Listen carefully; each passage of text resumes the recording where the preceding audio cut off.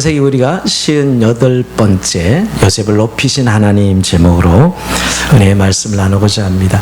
우리가 지난 주간 말씀을 좀 기억할 필요가 있죠. 지난주에 바로가 꿈을 꾸고 해석하지 못하고 번민했을 때 바로 2년 전에 요셉과 같이 감옥에서 있었던 술 맡은 신하가 요셉을 기억해내지요. 결국 요셉을 데려오기 위해서 바로의 꿈을 해석합니다. 꿈을 이야기하자마자 요셉은 거침없이 해석하죠.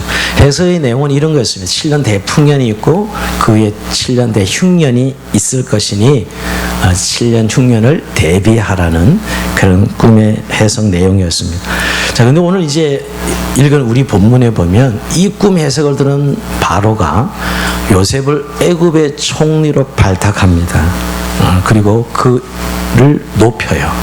요셉을 높여서 정말 애굽의 총리로서 풍년의 흉년을 대비하도록 해서 그 7년 흉년 동안의 그 엄청난 피해를 준비하는 정말 애굽 나라를 살리는, 아니 온 세상을 살리는 그 요셉의 모습을 우리가 오늘 본문 가운데서 보게 됩니다. 자, 오늘 이 38절 이하에 보면 이런 말씀이 나오죠. 바로가 그의 신하들에게 이르되 이와 같이 하나님의 영에 감동된 사람을 우리가 어찌 찾을 수 있으리요 하고 요셉에게 이르되 하나님이 모든 것을 내게 보이셨으니 너와 같이 명철하고 지혜 있는 자가 없도다. 너는 내 집을 다스리라. 백성이 다 내 명령에 복종하리니 내가 너보다 높은 것은 내 왕자뿐이니라. 이 말씀 이렇게 보면 여러분 그냥 바로가 요셉을 애굽의 총리에 발탁했다 이렇게 우리가 그냥 단순히 볼 수 있는 본문이 아니에요. 왜냐하면 그 나라의 총리가 그 쉬운 자리가 아니고 오늘 바로가 자기의 실권을 다 넘겨주는 그런 총리의 자리로 발탁하는 것이었어요. 그런데 더 놀라운 것은 그 신하들도 전혀 총리 발탁에 이의를 제기하지 않습니다. 여러분, 지금 감옥에 있던 한낱 제수를 꿈 해석했다고 갑자기 애굽의 총리로 세우는 것이 이게 그냥 정상적인 일이에요? 그렇지 않습니다. 아직 지금 무슨 일도 벌어진 것도 아니고 단순히 꿈을 해석한 것 뿐인데 오늘 이렇게 애굽의 바로 왕과 신하들이 요셉을 애굽의 총리로 세우는 모습을 보게 됩니다. 특히 우리가 좀 살펴보는 것은 바로는 하나님의 사람이 아니잖아요. 이방인이잖아요. 그의 신하들도. 그런데 이들이 요셉의 꿈 해석을 듣고 이렇게 이야기합니다. 하나님의 영에 감동된 자를 우리가 어떻게 찾을 수 있겠느냐. 이거 완전히 신앙이죠, 여러분. 하나님 영에 감동된 자를 어떻게 찾을 수 있겠느냐 이러면서 애굽의 총리를 세웁니다. 그러면서 요셉보다 더 지혜롭고 명철한 자가 없다 이렇게 요셉을 인정합니다. 이건 대단한 일입니다. 사실 어떻게 보면 바로가 이렇게 요셉을 애굽의 총리로 세웠기에 애굽이 구원을 받는 거예요. 이 사람을 제대로 보고 볼 줄 아는 사람이 나라를 살리는 것이죠. 물론 하나님의 섭리지만 여러분, 결국 바로와 그 신하들이 제대로 요셉을 알아보고 그를 총리로 발탁해서 이 엄청난 재난을 대비하는 모습을 보게 됩니다. 제가 왜 이 대목이 좀 주목되냐면 우리가 모세 시대에 여러분 그때도 바로가 나오죠. 물론 애굽의 왕은 다 바로입니다. 성경에 모세 시대 때도 바로인데 그토록 모세를 통해서 하나님이 이스라엘 백성을 놓아주라 그러죠. 근데 끝까지 안 놓아줍니다. 바로가 듣질 않아요. 하나님의 말씀을. 결국 듣지 않다가 애굽의 모든 장자가 다 떼죽음을 당해요. 여러분, 그렇게 바로가 완고했던 바로의 모습을 보는데 여기에서는 그냥 요셉의 꿈 해석을 듣자마자 바로 하나님 영에 감동된 자를 우리가 어떻게 찾을 수 있느냐 하면서 요셉을 애굽의 총리로 발탁합니다. 자, 이들은 결국은 그 요셉의 가치를 제대로 물론 알아본 것이죠. 물론 이게 하나님의 섭리이긴 하지만 말이에요. 사실 이렇게 볼 수도 있잖아요. 뭐 그냥 감옥에서 꺼내주는 정도 보상해주고 그저 애국의 말단 공무원 자리 하나 주면서 보상할 수 있죠. 꿈에 해석한 것만 생각한다면 말이에요. 그런데 그것이 아니라 하나님의 섭리가 있는 것이죠. 그래서 하나님의 섭리를 다 알아보고 그를 총리로 발탁해서 이 엄청난 재난을 대비하는 모습을 보게 됩니다. 여러분, 결국 바로가 요셉을 꿈의 성만 생각하면 그냥 너 감옥에서 이제 자유인이 그 정도 보상해주고 내가 애굽에 한번 말단 공무원 자리 줄 테니까 해라. 이래도 별 문제는 없는 일이죠, 여러분. 근데 이들이 깨달은 거예요. 이 꿈대로 이루어질 때 이 난국을 해결할 수 있는 유일한 사람은 요셉이다는 사실을 이들이 깨달은 거죠. 그러니까 사람을 알아보는 겁니다, 여러분. 사실 7년 풍년이 오고 다음에 7년 흉년이 올 것인데 이 사실을 아는 것과 실천하는 것은 별개예요, 사실은. 이들은 이렇게 생각했던 것이죠. 요셉을 최고의 자리에 앉히고 그에게 복종하지 않는다면 7년 풍년에 자신들의 마음이 교만해져서 이 모든 경고를 잊어버린다는 생각을 하고 있던 거예요. 물론 1, 2년은 조심하겠죠. 앞으로 7년 뒤에는 흉년이 올 것이다. 그러나 그들은 풍년이 7년이라는 시간이 길기 때문에 교만해져서 재앙이 닥칠 줄 알면서도 그 대비에 소홀해질 줄 알았기에 이 지금 꿈의 해석대로 되어질 때 정말 이 난국을 해결할 자는 요셉밖에 없다. 이렇게 인정한 것입니다. 특별히 이 일이 사실 어떤 신적 의미에 일어난 일이라는 것을 바로는 알기에 더더욱 그랬던 것이죠. 반드시 이 문제를 해결하려면 하나님의 사람이 필요하다는 것을 인정한 거예요. 사실 이방인인 바로고 그 신하들이 다 이방이었지만 이때만큼은 제대로 하나님의 사람을 알아보고 세우고 발탁해 쓰는 것을 보게 됩니다. 그래서 오늘 그 자리에서 당장 너는 내 집을 치리하라 하면서 애굽의 모든 통치권을 요셉에게 넘겨줍니다. 바로는 요셉에게 이렇게 이야기하죠. 내 백성이 다 네 명에 복종하니 나는 너보다 높음이 보좌뿐이다. 이거는 어떤 의미냐면 명목상으로 내가 바로가 왕이지만 내가 왕이지만 네가 다 실권을 행사해. 이런 이야기죠, 여러분. 다 넘겨주겠다는 거예요. 여기서 여러분 우리가 제가 왜 이렇게 강조하냐면 지혜를 배워야 돼요. 이방인인 바로가 그 꿈에서 간 요셉을 보면서 자신의 모든 걸 던지죠. 모든 걸 내려놓는다고요. 그 꿈 해석을 한 요셉에게 모든 걸 넘긴다 이 말이에요. 그럴 때 사실 이 위기를 헤쳐나갈 수 있었거든요. 바로는 사실은 하나님 말씀을 알아들은 것이죠. 하나님 말씀을 깨달아 들은 것이에요. 그러기에 자기의 모든 걸 내려놓고 포기하고 요셉을 의지하는 것입니다. 우리가 정말 하나님 말씀을 들었다면 말이에요. 그게 하나님 말씀으로 들었다면 정말 은혜로 받았다면 내 머리의 지혜와 한계를 바로처럼 인정하고 우리의 모든 것을 하나님께 맡겨야지요. 그게 하나님 말씀을 들은 자의 마땅한 태도야 됩니다. 오늘 사실 이방인인 바로에게 이런 모습을 보는 것이에요. 정말 하나님 말씀으로 그가 이방인에 느껴졌을 때 모든 정권을 자기는 기가 면목상의 왕이고 사실 모든 것을 요셉에게 넘겨주는 그의 지혜를 봅니다. 그럴 때 그 난국을 이겨나갈 수 있었던 것이지요. 우리는 사실 말씀이라 그러면서 은혜 받았다고 하면서 전적으로 말씀대로 하나님께 맡기지 못하는 이런 믿음의 연약함을 늘 가지고 있습니다. 왜? 미련이 너무 많은 것이 분명히 말씀이 맞다고 이야기하면서 그 이제 하나님의 말씀이 은혜라고 이야기하면서 결국은 내어 맡기지 못하기 때문에 여전히 그 신앙의 상황이 변하지 않고 동일하다는 것이에요. 정말 우리가 복을 받으려면요, 하나님의 역사를 이루려면 우리의 생각을 버리고 우리 것을 내려놓고 정말 하나님에서 붙드는 그런 결단이 있을 때 하나님의 축복이 우리에게 임하는 것을 오늘도 다시 한번 발견하게 됩니다. 자, 이제 오늘 애굽의 총리로 발탁하는 끝나지 않아요. 단순히 애굽의 총리 발탁하는 끝나지 않고 요셉을 최고로 높여줍니다. 자, 41절에 보면 이런 말씀이 나옵니다. 바로가 또 요셉에게 이르되 내가 너를 애굽 온 땅의 총리가 되게 하노라 하고 자기의 인장만재를 빼 요셉의 손에 끼우고 그에게 세마포를 입히고 금사슬에 목을 걸고 자기에게 있는 버금술에 그를 태우매 무리가 그의 앞에 소리지를 엎드리라 하더라. 바로가 그의 애굽 전국을 총리로 다스리게 하였더라. 여러분, 애굽 총리로 발탁만 하지 않아요.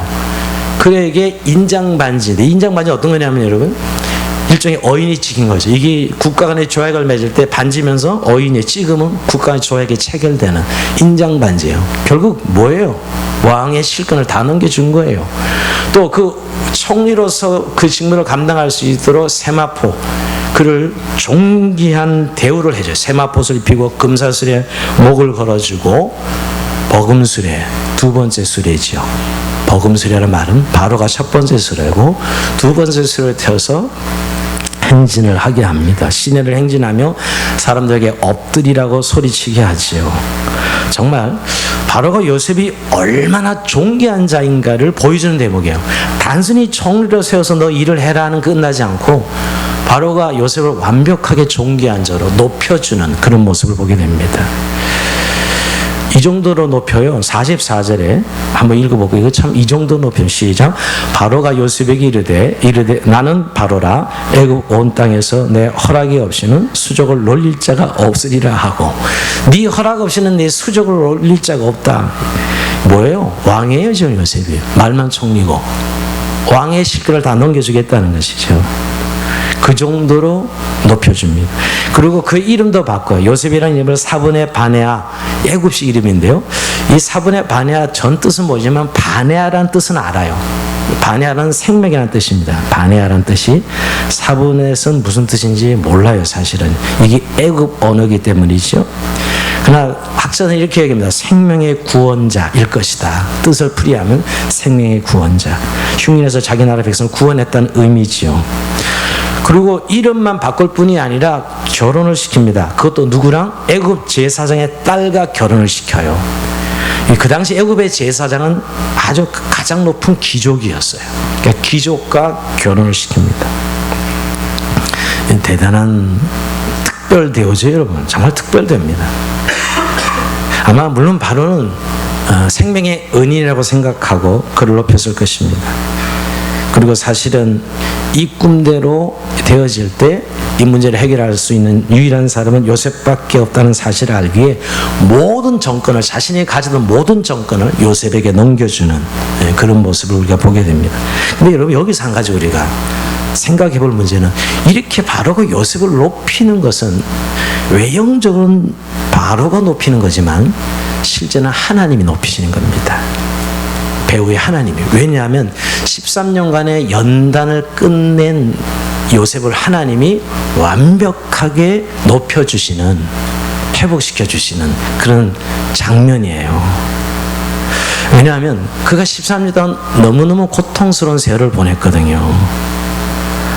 그래서 그를 완벽하게 회복해서 애굽의 총리로 사명을 감당할 수 있도록 하신 것이죠. 사실 지금 여러분, 신분으로 말하면 죄수의 신분이에요. 이 노예의 신분이에요. 인간 중에 최 말단이죠, 외국에서. 그런데 하나님 말씀으로 연단받고 난 요셉은 하나님이 최고의 사람으로, 정말 하나님의 존귀한 자로 높여주시는 것이죠. 하나님 말씀으로 요셉의 인격이 다듬어지고 만들어졌기에 하나님은 그를 높여주시는 것이에요. 이게 그리스도인의 삶에 늘 있는 아주 중요한 사건입니다. 우리가 그 연단이 힘든 시간을 보내면 하나님이 이제 때가 되어서 그 사람을 쓰시려고 이렇게 존귀한 자로 회복시켜 주시는 모습이에요. 사실 바로가 하는 것 같지만 하나님이 하시는 것이었어요.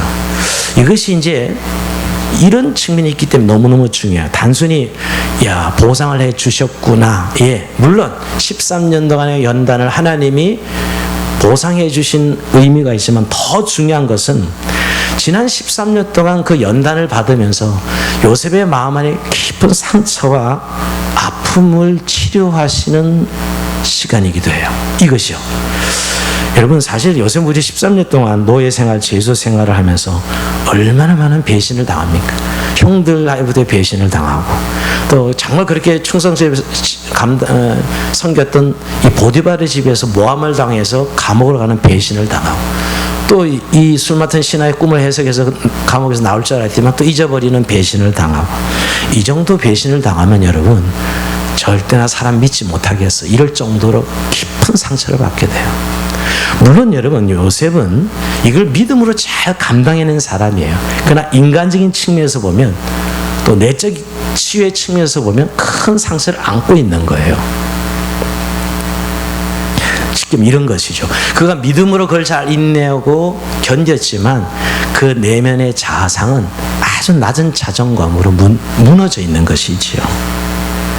지금 뭐냐면 고통의 생활을 믿음으로 간수했지만 그의 상처는 여전히 남아 있었다는 거예요. 사실 이 상처는 물론 하나님이 정말 죽기까지 하나님만 의지하도록 그런 훈련 과정이었지만 그 과정 동안 그의 자존감은 상처를 입었다는 거예요. 약간 어떻게 생각하면 좀 비참한 노예의 자아상이라 그럴까요? 그러니까 만약 이런 그 13년 동안 연단을 받으면서 가진 그런 상처와 아픔을 치유하지 않으면 애굽의 총리로서 사역을 감당할 수 없기 때문이죠. 여러분, 총리의 자리라는 것이 애굽의 이 귀족들, 관리들을 지휘해야 되는 그런 자리는 높은 자존감이 있어야 가능한 자리예요. 지금 요셉이 다스리는 애굽은 그 당시 세계 최대 강대국이었고 최고의 자부심을 가진 귀족과 관리가 수두룩했어요.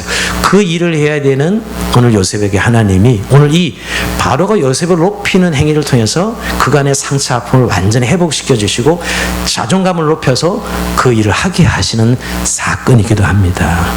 여러분, 이건 우린 일상에서 우리 많이 그리스도의 삶의 속에서 발견되는 것들이에요. 우리가 참 연단을 받을 때 믿음으로 연단은 받지만 사실 그 낮아지는 시간에 굉장히 자존감의 상처를 받아요. 뭐냐면 하나님 말씀으로는 굉장히 충만하고 뭐 하늘에 올라갈 것 같은 그런 충만함이 있으면서도 이 예수 잘 믿게 되면 정말 내 사랑하는 아내와 남편이 나를 미워하고, 그죠? 예수를 제대로 믿으면 그렇지 않아요?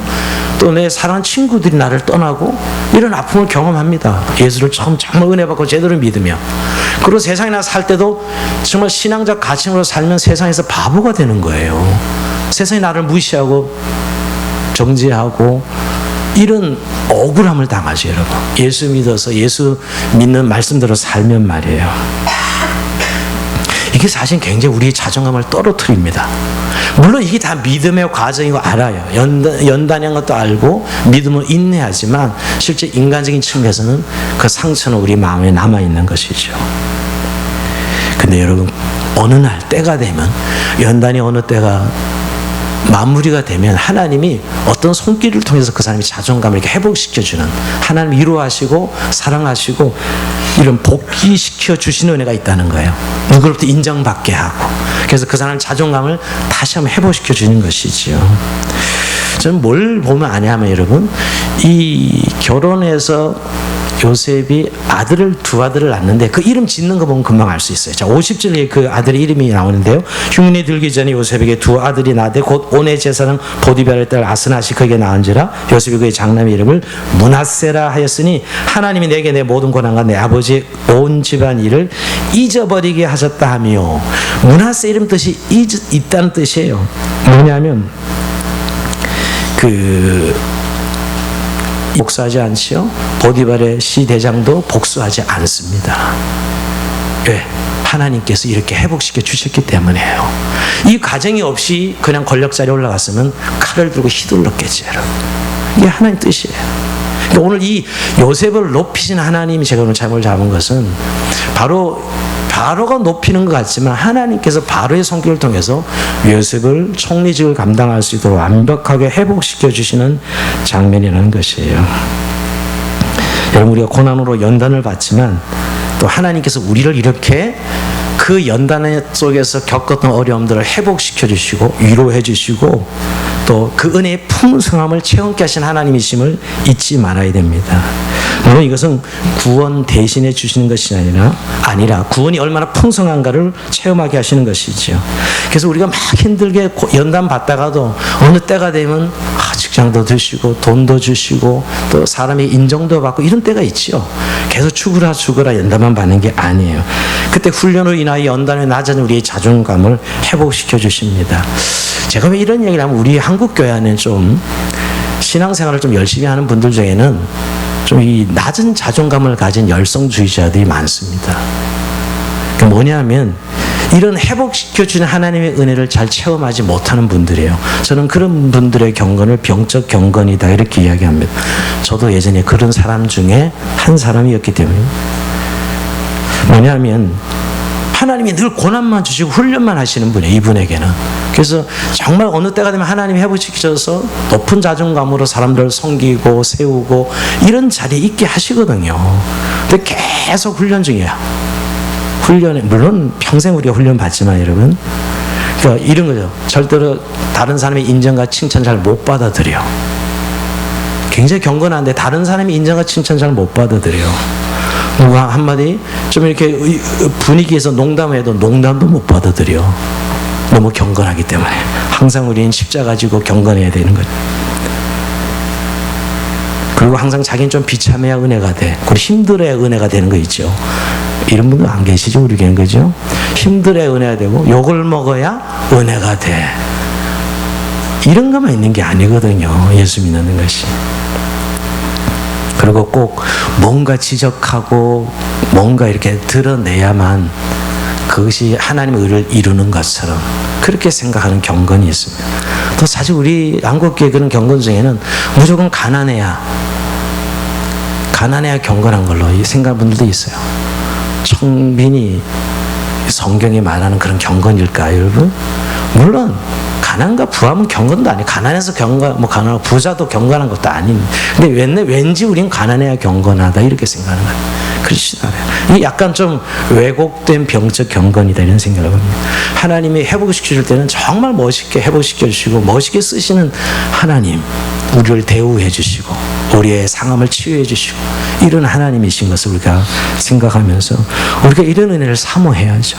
그래서 정말 자존감이 높은 그런 그리스도인으로서 세상을 섬기게 하시는 하나님의 뜻을 오늘 요셉의 14년의 긴 연단의 끝을 통해서 우리 다시 한번 발견하게 됩니다. 자, 그럼 이제 마지막으로 우리 요셉의 정치, 정치 이야기하니까 눈이 커지시는 분이 한국 교인들은 왜 이렇게 정치에 관심이 많으신지 모르겠어요. 모든 게 다 진영 논리예요. 언론도 그렇고 참 심각합니다. 오늘 요셉이 진짜 이런 정치를 해야 되는데요. 그가 임명받고 나서 어떻게 통치했는가. 정말 요셉은 그 7년 대풍년 동안에 절대 시간 낭비하지 않습니다. 자, 46절에 보면 요셉이 애굽 왕 바로 앞에 설 때 30세라. 그가 바로 앞을 떠나 애굽 온 땅을 순찰하니 7배 풍년의 토지 소출이 심이 많은지라. 정말 하나님이 지혜로 흉년의 위기를 준비하는데요. 제일 어려운 정책이 농업 정책입니다. 농업 정책이 어려운 것은 예측을 잘못하면 항상 가잉, 수요의 생산을 맞추지 못하죠. 올해도 무밭을 막 엎어버리는 농민들 마음, 여러분 TV에서 보셨어요? 너무 안타깝죠. 그래서 늘 이게 수요와 생산을 이렇게 못 맞출까? 농림부 장관이 되면 그 정도는 좀 수요 예측을 할 수 있는 사람이 좀 장관이 돼야 되는데 이런 생각을 늘 하지 않습니까? 근데 오늘 이런 의미에서 요셉은 확실한 이 지혜로운 총리였어요. 우선 농사를 짓게 하되 우선 잘 썩지 않는 공식을 중심으로 농사를 지으려 했을 것이고요. 생산한 것은 저장 가능한 상태로 가공해서 저장했을 것이고, 그리고 유통이나 수송의 부담을 줄이기 위해서 곡식 저장소를 두는데 중앙정부에 저장소를 만드는 게 아니라 각 성마다 저장소를 만들어서 수속이나 저축이나 분배를 용이하게 만듭니다. 이게 참 지혜로운 총리예요.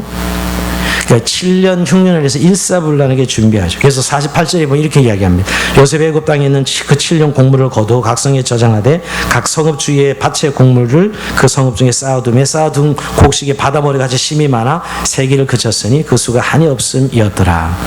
그러니까 요셉이 풍년 들었을 때, 사실 풍년 때 흉년 생각이 쉽지 않거든요, 여러분. 그것도 7년이나 되는데.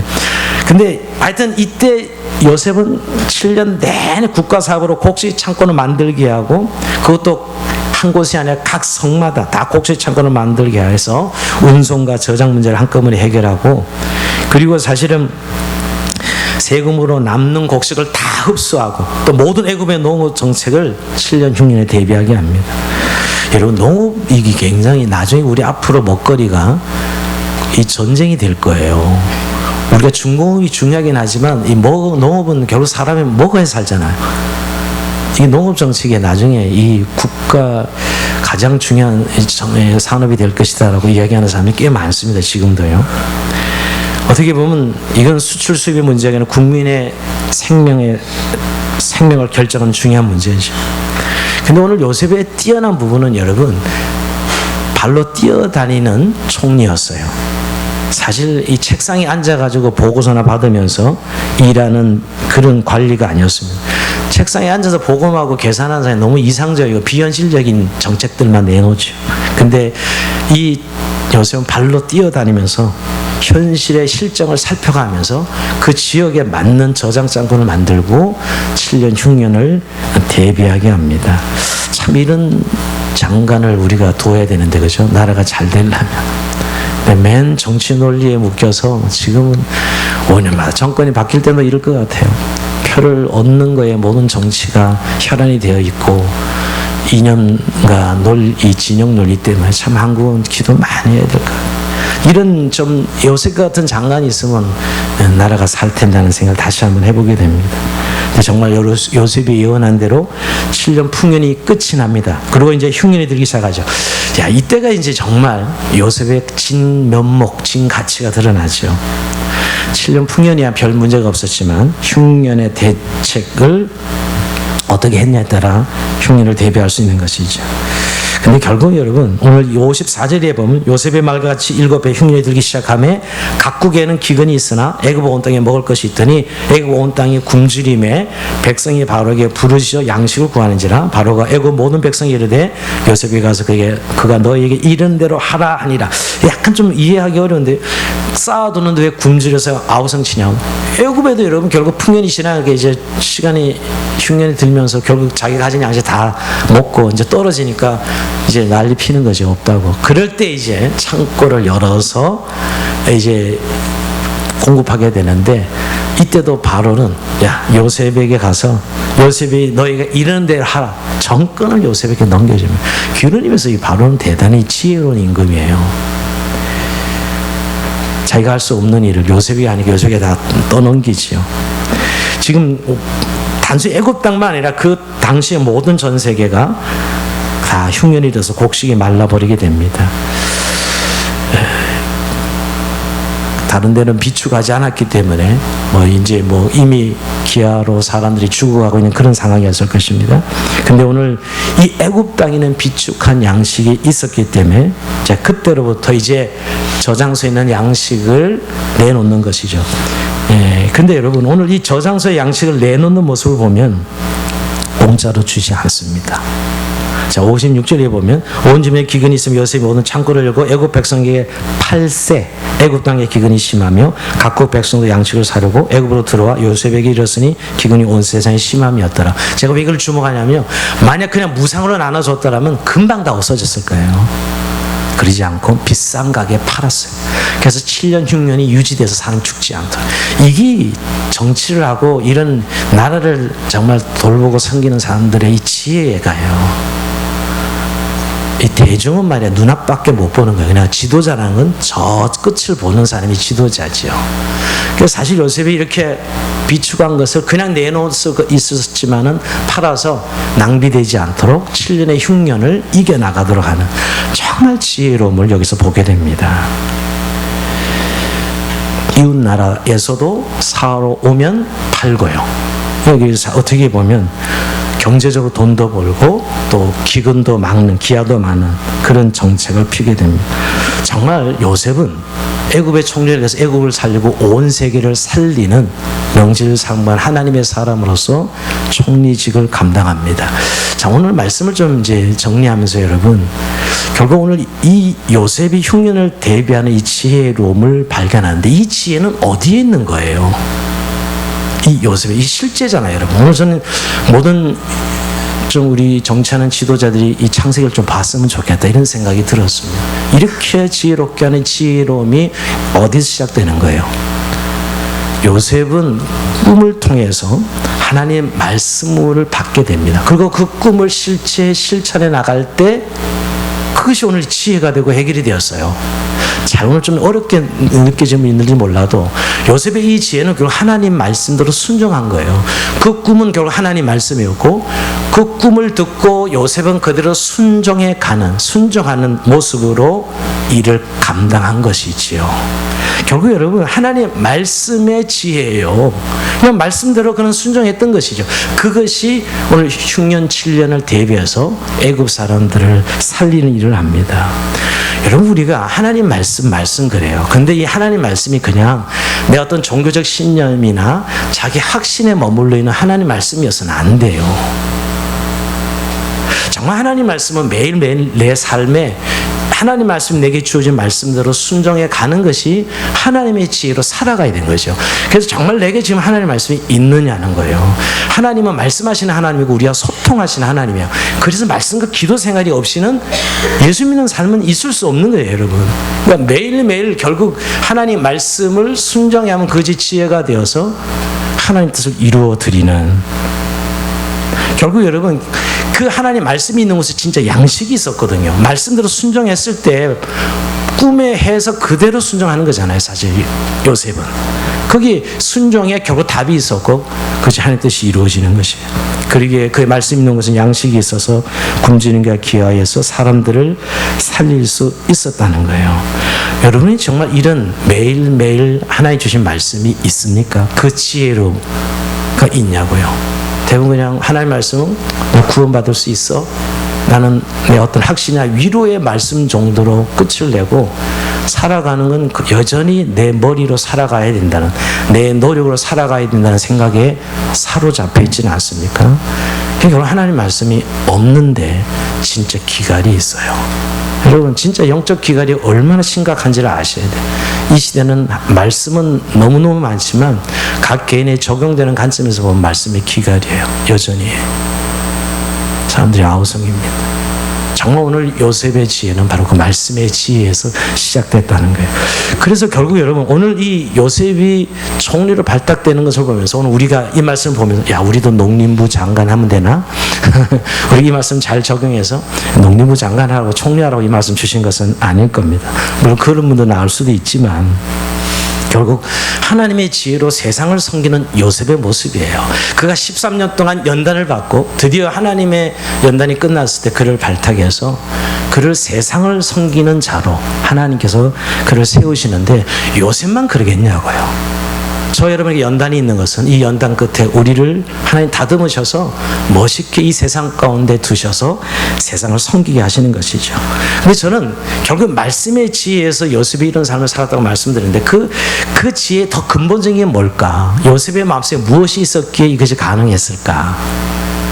그것은 요셉에게 있었던 목적의식입니다. 나를 왜 하나님이 애굽 땅에 보냈는지, 왜 가나안 땅에서 이리로 보냈는지, 왜 내가 노예로까지 팔려왔는지에 대해서 계속 그는 왜 내가 애굽 왔는지 생각했던 사람이죠. 여러분 요셉의 삶의 특징이 하나 있는데 제가 한번 찾아보면 이런 겁니다. 요셉을 만난 모든 사람마다 요셉에게 모든 정권을 주고 일을 맡겼어요. 잘 생각해요. 보디발의 집에 애굽 노예로 팔려갔을 때 보디발이 정권을 맡기고 가정 총무를 시키죠. 그래서 오거리가 누명을 쓰고 감옥에 갔잖아요. 감옥에 갔는데 간수장도 살펴보더만 야, 너 네 감옥의 모든 일 다 네가 처리하고 정권을 맡깁니다. 예. 그리고 애굽의 총리가 되었어요. 총리도 뭐 이게 유명무시한 총리가 얼마든지 많은데 총리에게 정권을 맡겨서 다 처리하게 합니다. 이게 요셉의 삶의 특징이에요. 여러분 이게 어떻게 가능한 일이에요? 결국 요셉에게는 이런 충성스러움이 있었던 거예요. 뭐냐 하면 항상 요셉에게 왜 내가 여기 있는가, 또 나를 보내신 하나님의 뜻이 무엇인가 하는 것에 대한 끊임없는 목적의식으로 살아갔던 사람이기 때문이에요. 그래서 그는 자신을 보낸 하나님의 목적에 충실했고 또 자기에게 맡겨진 사람들에게 충실했던 거예요. 그래서 가는 곳마다 그에게 모든 걸 맡긴 거죠. 그렇게 살기에 이게 하나님 백성이 가지고 있는 지혜입니다. 우리 뭘 잘하고 잘못하고 뭐 이런 실력에 대해서 그것도 물론 중요해요. 그러나 정말 요셉이 이룰 수 있던 건 그의 목적, 나를 왜 하나님 애굽에서 여기 보내셨는가, 왜 이 집에 나를 보내셨는가죠. 늘 질문하면서 살았습니다. 그 질문에 답을 달면서 그 목적에 충실했던 것이죠. 여러분 사람들은 뭔가 자기에게 이익이 되어야 충성합니다. 회사든 뭐 사실 교회까지도 뭔가 이익이 돼 충성하죠. 근데 요셉은 하나님께 충성한 사람이었어요. 하나님께. 자기를 보내신 하나님께 충성하는 삶, 이게 진짜 하나님의 지혜입니다. 누구에게 잘 보이게 해서가 아닙니다. 누구에게 잘 보이기 위해서 하나님이 보내신 목적대로 그는 충실했기에 모든 사람들이 그를 보면 다 모든 일을 맡겼던 것입니다. 이것은 참 아름다운 삶인데요. 그래서 우리가 세상을 섬기는 사람으로 살아갈 수 있게 되게 만드신 거예요. 예수님이 그런 분이에요. 요셉과 예수님은 너무 닮았는데 예수님도 여러분 그 공생에 사시면서 오직 아버지의 뜻, 하나님의 뜻을 생각하는 뜻대로 순종하는 하나님의 뜻만 생각하는 삶이 예수님의 삶이었거든요. 요셉도 그런 것이죠. 나를 왜 하나님이 이곳에 보냈는지. 여러분, 제가 이 말씀을 드리면서 우리의 삶에 이 연단이라는 시간이 결국 요셉을 이토록 만든 거예요. 왜 나를 이 고난 속에 집어넣으셔서 이 노예 또 억울한 누명을 쓰고 이런 삶에 대한 끊임없는 질문을 던지면서 그는 목적의식을 가지고 살았던 것인데, 그는 이런 고난 시간에 배웠던 거예요. 배웠다기보다는 무너지고 깎이면서 배운 것이죠. 우리가 사람들이 보면 이렇게 너무 요즘 어려운 다 자기 중심적, 좀 나쁘게 말하면 유아적 그런 이 정서감을 가진 분들이 많아요. 뭐냐 하면 쉽게 하면 공감 능력이 떨어지는 사람들, 다른 사람의 상황을 전혀 이해하지 못하고 항상 자기의 생각에서 머물러 있는 거예요. 이게 참 아직 연단이 덜 낸 거죠. 정말 그리스도 하나님이 연단 이렇게 요셉을 쓰시는 걸 보면 그가 정말 우리 요즘은 공감 능력, 다른 사람이 어떻게 생각할지 어떤 상황일지 그걸 알아야 이 일을 감당할 수가 있는데 자기가 생각하는 것밖에 모르는 것이죠, 여러분. 그는 이 연단을 통해서 이걸 하나씩 다 깨버렸던 것이에요. 여러분, 그리스도인은 남들이 말하기 전에 그 필요를 알고 그것을 볼 수 있는 사람이 그리스도인입니다. 그래서 하나님이 세상을 섬기도록 우리를 이 땅에 두셨어요. 여러분, 앞으로 이제 우리가 살아갈 세상이 어떻게 여러분 이해할지 모르지만 결국 하나님의 진노 아래 있는 이 세상입니다. 여러분, 발달하면 이 땅에 유토피아가 오는 겁니까?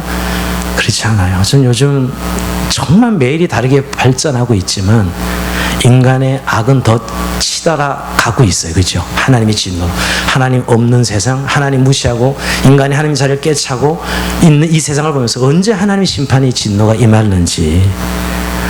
여러분, 조국 청문회를 보면서 저는 진영 논리를 보는 게 아니라 한 인간이 가시는 그 삶의 상황 속에서 결국 인간은 어쩔 수 없는 자기 본성대로 살아가는, 결국 그 죄인됨을 우리 누구나 청문회를 통해서 보게 됩니다. 또 요즘 지도자들의 그런 행태를 보면서도 결국 인간의 한계 볼 수밖에 없는 것이죠. 근데 그런 사건들을 보면서 우리는 정말 하나님의 심판과 진노가 얼마나 가까이 있는가를 느끼냐는 거예요. 우리의 삶에 결국 우리를 이 그런 세상에 두신 것은 그 진노를 우리가 막고 우리에게 하나님의 이 놀라운 은혜를 통해서 세상을 살리는, 세상을 복음으로 섬길 수 있도록 우리를 이 세상에 두신 것인데 말이에요. 오늘 요셉의 삶을 보면 그런 거 아니겠습니까?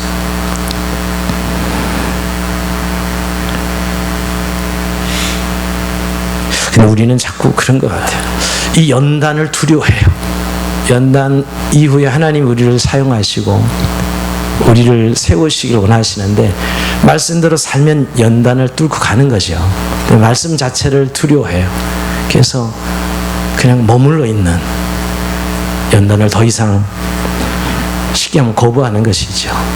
사실 우리가 주님을 믿고 예배 생활, 교회 생활이라는 게 매일 하나님 우리를 세울게 빚어서 만들어 가신 것을 계속 이렇게 부딪히면서 가는 삶이 교회 생활이어야 되는데, 교회 생활이 재미가 없는 것은 그런 늘 계속해서 우리를 내려놓고 이 생각하고 부딪히면서 하나님의 나라 일을 만들어 가야 되는데, 그저 교회 종교 생활로 카드를 딱 쳐놓으면 사실 뭐 교회 주일 예배 드리고 헌금 생활하고 좀 몇 가지 일하면 끝이에요. 정말 우리 안에 이런 하나님께서 우리를 향하시는 계획을 이해하고 발견하고 그 한 단계 더 나가는 하나님의 나라의 백성으로서 이렇게 요셉처럼 쓰임많은 삶을 우리가 사모해야 된다는 것이죠. 우리가 바쁘다는 이유로 또는 요즘 시대 정신이 그저 내 개인 프라이버시 또 내 어떤 요거 이미 결정해 놓은 것들, 여러분, 근데 하나님이 공동체 안에서 이 일을 하기를 원하셔서 우리를 교회로 부르셨거든요. 개인도 개인이지만 공동체 안에서. 그래서 우리가 뭔가 지금보다 한 걸음 더 나가는 그런 말씀과 기도의 공동체로 섬김과 훈련이 있어야 돼요. 정말 예배 속에 또 우리의 섬김 속에 그럴 때 하나님이 교회 공동체를 이 세상을 섬기도록 하시는 그런 하나님의 역사들이 계속 일어날 줄 믿습니다. 오늘도 주님 이 지혜를 우리에게 주셔서 세상을 당당히 섬기는 자들로 살아가게 달 기도하는 저 여러분 삶이 되길 주의 이름으로 축원드립니다. 자, 우리 찬송합시다.